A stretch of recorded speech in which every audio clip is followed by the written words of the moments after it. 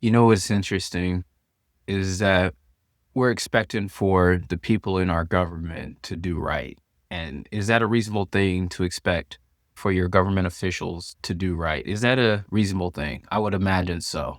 I would imagine that any person that is living in America, that they claim to be living in a democracy, that you expect for your government to act right. But what if acting right means acting according to the incentives that you're given? The incentive that you have is to lie, is to provide political cover for your president, right? To provide political cover for your president to defend the agency and the agents that you are in charge of at all costs. And when we look at Attorney Karen General Pam Bondi and her performance at the congressional hearings, we see exactly that. And the thing that I don't like about the congressional hearings is just theater. It's just theater. When was the last time that you saw Congress lock up or hold a government official in contempt, put them behind bars? When was the last time that you saw that? No, what you see is those folks, those congressional members, get on camera and put on a show. And I said that this is all just a media circus, and we, the audience, the American people, are the monkeys. The monkeys are supposed to be part of the show, entertaining the audience, but rather the monkeys are being entertained, and we're given nothing but scraps, but but things just to entertain us and keep us occupied. Pam Bondi, you would think that the government is based upon you being the best, but it's really about who you know. And as much as we want to be upset about a Trump presidency, is that he is revealing how things actually work. And we think that, oh, things are only working this way because of Trump. So that means that if that were true, that means that Trump is that brilliant, that headstrong, that he was able to outsmart a system that's been in place for 250 years, outsmart all the various deep state. He was able to do that. Well, if he was that smart, then why didn't you put in precaution? You see how that doesn't make sense? But if you take the other step of it, if you take the other side, which is a smarter side, that this system was designed not for this to happen, but it was designed where it could happen, and we just never expected for it to happen. And what is it? What is the what happened? A government that is unaccountable to the people, a government in which you can have the top law enforcement officer in the country, or second to top law enforcement officer in the country, depending on how you interpret the unitary theory of executive power, but that's a whole nother discussion. But let's say the top law enforcement officer, the attorney general who we thought should be qualified, but what makes her qualifications is that she's good on camera, that she's a good media personality, that President Trump picked her because of her ability to defend herself on camera, that President Trump understands media and television better than any politician ever could. And the reason why he won the first time was because he understood television. And where does everyone get their news? They get their news through television. So if I understand the medium upon which you get your information better than anybody else, then I know how to message you. I know what's going to connect with you. I know what's going to get your emotions going. I know who to put in front of you, what to say, what to have them say. The only question is we don't know why they're saying what they say. When you look at the entire cabinet, right? When you look at the entire cabinet, Pete Hegseth looks good on camera.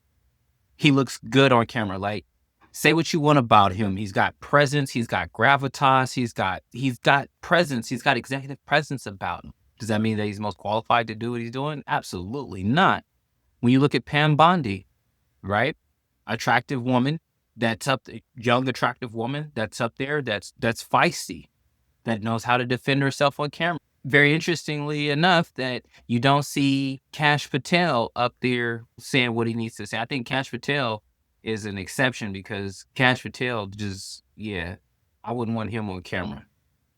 But you look at a person like Dan Bongino, all these people who understand, or Trump looks at them and says, this person would look good on camera and this person would look good providing a message to the American people. That's the state that we're in.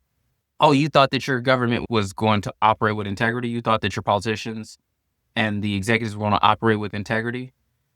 Oh, I'm sorry. I'm sorry that you thought that. You know what's funny is the only person that it seemed like that has been a Trump loyalist that has operated with any level of integrity has been Marjorie Taylor Greene with her resigning. Yes, I'm talking about that Marjorie Taylor Greene, bleach blonde, bad built, butch body Marjorie Taylor Greene.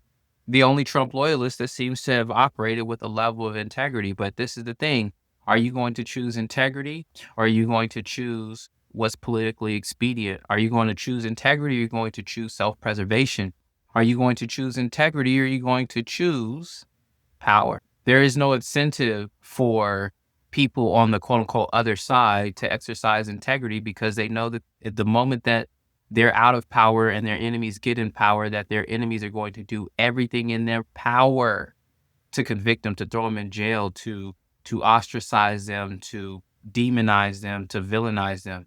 So it's better to be in power than it is to not be in power because at least I can protect myself from my enemies. When we talk about the right versus the left, really what it is we're looking at old political beefs that really ain't got nothing to do with the American people, but it has to do with personal beefs because all politics is personal. If you didn't know, all politics is personal, and you cannot have politics without economics. So it gets people get real funny when you start messing around with their money. So when you see political beefs, it's usually because there was some money involved. What has gone on with Trump? People tried to put him in jail for 300 some odd years, tried to bankrupt his entire family, all of that. So of course he's going to be going after the people that he considers his political enemies. Personal. What do you think that the left is going to do, or the left or the Democrats are going to do when they get in power, that they're going to make conservatives or the right pay for all of the things that they felt that the conservatives have done wrong, that all these people should be in jail? And I'm not saying that they shouldn't. I'm just saying that violence begets violence, and we're watching our political system eat on itself. And it's not happening at the bottom, it's happening at the top. The leadership is disintegrating right before our very eyes. And while the everyday folks like you and I are trying to figure everything out, trying to stay alive, these folks are playing real political games and playing real life Texas Hold'em with the future of this country. Joshua Smith said there is no political system. There is a system. It's just it's malfunctioning right now. Or I wouldn't even say it's malfunctioning. This is what happens when you have an old system that is very slow to update.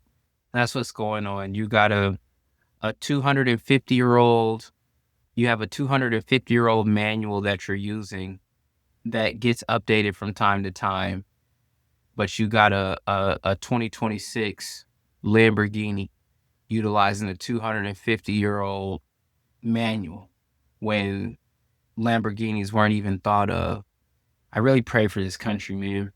I really do. Like the leaders are the ones who set the tone.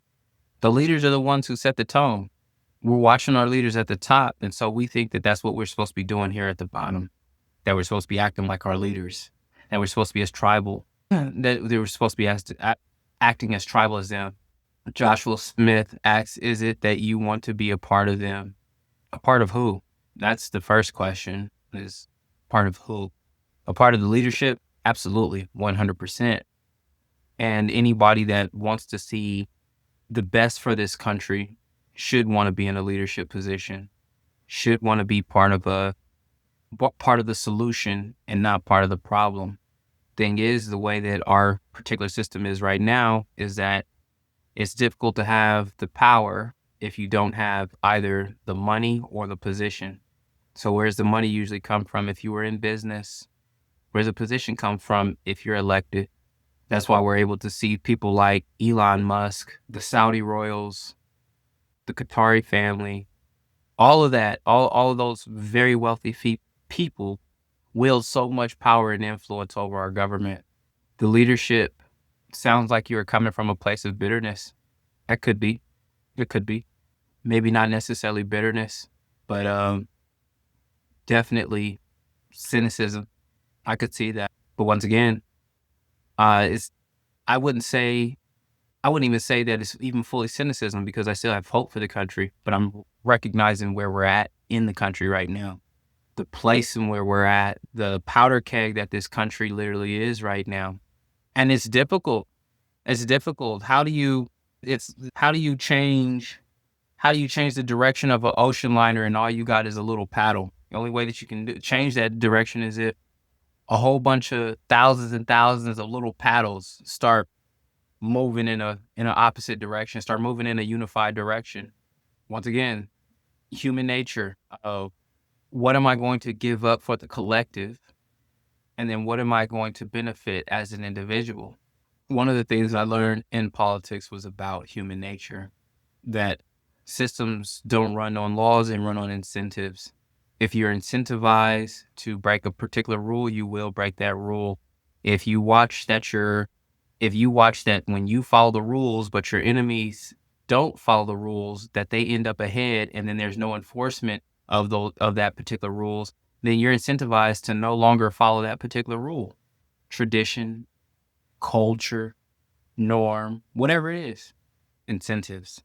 So it's been a journey. It's been a journey. Like I said, watching this stuff with the Epstein, or I guess even that, you have to be careful with saying that. This Epstein files, just seeing all that, and people have asked me, like, are you going to cover that? And it's like, dude, these folks is evil. Been knowing that they're evil. The simple thing of these folks have money to buy an island to do whatever the heck that they wanted to do, meaning that they can control who comes on the island. They can control who comes on the island. They can control who leaves if you leave. They can control what you bring on there and what you don't bring on there. All of those things. So that whatever it is that they wanted to do, they could. A bunch of people have asked me. Very interesting. Yeah, Epstein definitely is old news, but it's what everybody's talking about. You know what? What caught my eye recently, and what I was waiting to hear, was the federal judge just issued a preliminary injunction or either a temporary restraining order, restraining the Department of War from sanctioning Senator Mark Kelly, which is very important because now we're talking about the First Amendment and we're talking about the protection of your freedom of speech, and particularly the people whose freedom of speech needs to be protected. One of the most is our representatives. So Senator Mark Kelly prevailed on receiving either, like I said, a preliminary injunction or a temporary restraining order against the Department of War from taking action against him because of the video that he made. For those of you that may not be familiar, a few months ago, Senator Mark Kelly made a video along with other veterans and people that were in the intelligence field, basically telling them, hey, they made a video to the American public saying, it's not unlawful for you it's your duty to reject an unlawful order, right? And President Trump said that was seditious. That was a seditious act. And as a result, the Department of War went after Senator Mark Kelly, who is a Navy captain, fighter pilot, and former astronaut. Like the cream of United States military, an astronaut. The Department of War Secretary of War Pete Hegseth was going after Mark Kelly for those comments. And I'm glad that the judge ruled the way that they did because, once again, the First Amendment, if you can silence somebody of Mark Kelly's stature, then, no telling what else you can do. No telling what else you can do. Let me see something real quick. But yeah, I was looking for more information about that case. Joshua Smith, they silenced Trump on social media at a time, and he was a sitting president. Absolutely, absolutely. Before they silenced President Trump, they silenced the Honorable Minister Louis Farrakhan. I'm not surprised about that. But once again, Joshua, it's a difference when the thing is you don't have a First Amendment right on private platforms. You don't have a First Amendment right. You don't have a First Amendment right on Twitter. You don't have a First Amendment right on Facebook. You don't have a First Amendment right on any of these social media platforms. So they had the ability to be able to do that. That was within their right and within their purview. Now, does that set a bad precedent? Yes, it does. But once again, it's the difference between a private company silencing you versus your government censoring you. And that's where people miss the mark that, a private company has the ability to do that. The danger that we have with social media, is that we've allowed social media to now be the public square instead of a government owned platform, a government controlled platform. We've allowed Twitter, Facebook, TikTok to be the place for public discourse. And so when that happens, people are like, oh, well, we got silenced and this, that, and the third. Yeah, no, but yes, you got silenced, but it wasn't a violation of your First Amendment rights. This right here, what's going on with Senator Mark Kelly, was a violation of his First Amendment rights. And if anybody, like I said, should be speaking, is the people who we elect to be in these positions to represent our views and our interests. But yeah, they silenced Trump, but it is what it is. That's why he created True Social. That's the thing, that when you find yourself in situations like that, that you have to provide something for that you create a solution through the market. And that's what President Trump did with True Social. But yeah, once again, I appreciate all y'all being here, and thank you, Josh Smith, for your input, for your feedback and everything. I really appreciate that. I'm thankful for the people that decide to engage, because once again, becoming a more informed and involved citizen allows for you to make better choices and better decisions as it comes to, hey, this is what's going on, and this is how I prepare for what's coming down in the future, so that nothing really catches you off guard, but you just take the new information and you make adjustments to your plan. So what is one of the things that should be part of your plan? A relationship with Jesus Christ. If you do not have a relationship with Jesus Christ, I can tell you right now that you might be winning, but you're not winning the way that you're supposed to be winning. I can tell you right now that you might be winning, but there's areas in which you don't have success in. There's areas in which you might need deliverance in.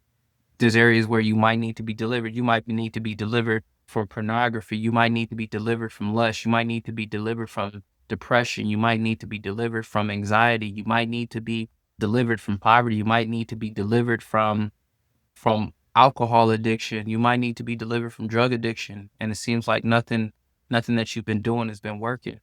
It seems as if the churches has failed many people, and one of the things that the scripture has said is that my people perish for lack of knowledge, and what we have not known is knowledge of who God is and what he's capable of doing, and particularly of what he wants to do in our lives. People ask, why does God allow, if he's so good, why he's allowed us to suffer? Because he gave us free will. He gave us free will. He gave us the ability to come to him. He wants people that want to come to him because they want to come to him, not because they're forced. And because he loves us, he gives us free will, but all while we make choices that he knows is going to hurt us, but he can't intervene. Jesus Christ automatically means you're winning. Run down to the polls. Having a relationship with Jesus Christ means that you're winning. And if you're not winning right now, you're definitely on your way to winning. See, it was difficult for me. It was difficult for me to know who Christ was and to have a relationship with God, because it was like, how are you going to show up in my life, God? Like, I see what you're doing for others, and I know that you're not a respecter of persons. So what is it that I'm missing? What are the things that I need to get? What are the things that are in my way of being blessed? Because who wants to listen to somebody that's broke? You're in the same boat as me. And if you're in the same boat as me, struggling and all of that, so why would I listen to you? But if you're in the same boat as me and there's a level of peace that you have, I'm going to try to figure out where that peace is coming from. Or if now I realize that you and I aren't in the same boat and I'm telling you that I'm no different than you like, well, what is it? You know what I mean? You see me thriving, you're going to want to know what it is that's allowing you to thrive. And I'm telling you right now, for me, it's my relationship with Jesus. And it's been a hard thing. It's been a hard thing because when you start your relationship with Jesus, there's so many things that will be stripped from you. So many things that will be stripped from you. Friends, family, money, accolades, positions, all of that. Why? Because he's got to start off with a clean slate with you. Anything and everything that you put in front of him, you have to be willing to give those things up. Your reputation, giving those things up. And once again, not everybody believes, and that's okay. But my job is to be a witness. I don't think we see you as thriving. That's funny. That's cool. That's cool. That's cool. And maybe I need to show more of my success. Maybe I need to talk more about my success. But that's cool too. Leaning on the government too much. That's very interesting that you think that I'm leaning on the government. But okay. I advocating for being part of your government. But okay. But once again, if you do not have a relationship with Jesus Christ, I encourage you to get one. I encourage you. He said in John 3:16 that for God so loved the world that he gave his only begotten son, that whosoever believeth in him shall not perish but shall have everlasting life. And what is that everlasting life? That as things get taken from you, as things crumble around you, that you know that you're not alone. He said, I'll never leave you nor forsake you. That in your deepest and darkest moments that he's there for you. What has Jesus done for you? Jesus saved me from a life of disease and debauchery.